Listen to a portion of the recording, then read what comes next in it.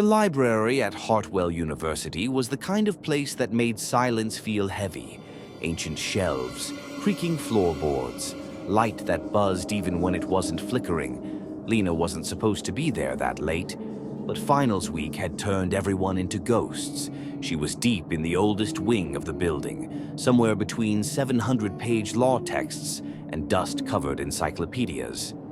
That's when she saw it, a narrow hallway between two towering shelves that she could have sworn hadn't been there earlier. At the end, a door, wooden, no handle, just a small brass plaque. Quiet room, staff only. She stared. Something about it didn't feel right, like the door was watching her, waiting. She turned her head, just for a second, and when she looked back, it was open. No sound, no movement, just the door, now slightly ajar, revealing only darkness inside. She stepped closer. Her fingers grazed the edge of the wood. Cold. Against her better judgment, she stepped in. No windows, no lights, just faint, ambient glow from old brass sconces on the walls, and mirrors. Mirrors everywhere, tall, narrow, ancient-looking, standing against the walls like silent guards. Some were cracked, some dusty. She stepped in front of one, then another, but no reflection. She waved. Nothing. It was like the mirrors were ignoring her, or worse, showing what wasn't there. She stepped back toward the door. Only it was gone. Just smooth wall, no exit, no sound, and in the mirror closest to her, a shape, standing behind her, head bowed, long black dress brushing the floor, no movement, no face. She spun around, nothing. She turned back to the mirror, empty, no figure, no her, just a blank pane of glass, humming with something that felt alive. Lena stepped back, heart thudding, and then the door was open again, right behind her. She didn't question it. She ran, back through the shelves, back into the fluorescent-lit safety of the real world. She didn't look back. But later, as she passed by the metal return cart by the elevators, she caught a glimpse of herself in the glass pane of the vending machine. Only, her reflection wasn't walking. It was just standing still and smiling. Lena told herself she imagined it. The door, the room, the mirrors, the reflection that wasn't hers. She hadn't slept. She hadn't eaten. Her brain was foggy. That's all it was. But deep down, she knew better. The next night, the library pulled her back. Same hallway, same shelves. And there it was again. The door. This time, it was already open. She stepped inside. The mirrors hadn't moved, but they felt different, like they'd been expecting her. She slowly walked the perimeter, scanning her face in each one. Still nothing, not a single reflection. Until the last mirror, she froze. In that one, a figure stood in the middle of the room. Long black dress, pale arms, head tilted downward, hair falling like a curtain. Lena whipped around. No one. She turned back to the mirror. Empty again. But the floor beneath her feet was colder now. The air thicker. She left quickly, refusing to look at the other mirrors. As she passed the final one, she thought she saw her own eyes, just for a second, watching her leave.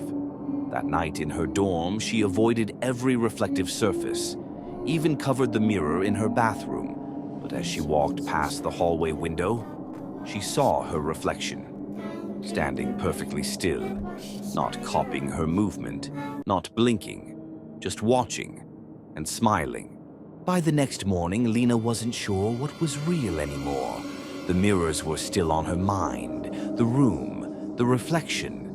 But it was what happened next that made her question everything. Her roommate, Kara, was brushing her teeth when she suddenly stopped and stared at the mirror. "What?" Lena asked. Kara looked pale. "Were you just behind me?" Lena frowned. "What are you talking about?" Kara pointed at the mirror. "I saw you, standing right behind me. You weren't moving. You were just smiling." "I was in bed," Lena said. Kara didn't respond. She quietly picked up a towel and draped it over the mirror. No one said another word about it. That day, Lena noticed something else. No matter what mirror she passed, at home, on campus, even her phone screen, her reflection looked slightly off. Sometimes the eyes didn't move. Sometimes the mouth twitched into a grin she wasn't making. Sometimes the face had no features at all, just smooth, blank skin.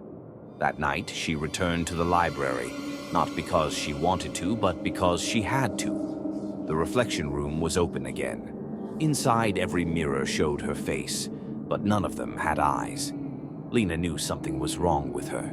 The way people looked at her, avoided her, like they saw something she couldn't. She stopped sleeping. Every time she closed her eyes, she dreamed of mirrors, long hallways lined with glass, and behind every one, a reflection staring back. But it wasn't her. It had her face, her voice, her thoughts. But it didn't blink. It didn't breathe. It waited. She searched everything she could find. Old records, archived floor plans, student forums. That's when she found the name. Elise K., a student who vanished in 1974. Last seen studying alone in the library basement. Case closed, presumed runaway. But a scanned copy of an old campus memo told a different story. Unauthorized use of the mirror room is strictly forbidden. Ceiling remains intact. Observation continues. There was a photo, blurry, grainy, a room lined with mirrors. Lena stared at it for hours. That night, she stood in the reflection room, alone, heart racing. In one mirror, the other Lena appeared again. This time, she spoke. "You're tired," she said in a soft, matching voice. "I can help?" Lena stepped back. The reflection stepped forward. "You don't belong out there," it said. "You've been borrowed long enough." "What do you mean?" Lena asked. The reflection smiled. "I'm the real one." Lena didn't go home that night. She stayed in the reflection room, alone, with them. The mirrors weren't just mirrors anymore. They pulsed faintly, like they were breathing, watching, waiting. She paced the room, whispering to herself, "This isn't real, this isn't real, this isn't real." But the mirror at the far end disagreed. It lit up, faintly at first, then brighter. Inside it stood the other her, not smiling, not moving, just staring. And then it spoke. "I want what's mine." Lena turned to run, but the door was gone. Only smooth wall now. She screamed, slammed her fists against the wall. From behind her, all the mirrors lit up, and in each one she was trapped inside, pounding, crying, begging, 100 versions of her, all trying to escape. She turned back to the last mirror. The other Lena stepped closer, raised a hand, and touched the glass. "Let me out," it said. Lena backed away, shaking her head. Then, crack. The mirror splintered, not from her side, from inside. The reflection pressed harder. The glass bent, then bulged, then shattered. Darkness poured out like liquid shadow, rushing across the floor. When the light returned, Lena was gone. The room was empty, the mirrors were clean, and the door was open. Later that week, Kara passed by the hallway mirror in their dorm. She paused, looked closer. Lena was there, but not standing next to her. In the mirror, still, pale, smiling. She whispered just loud enough to hear, "Tell her I'm still here."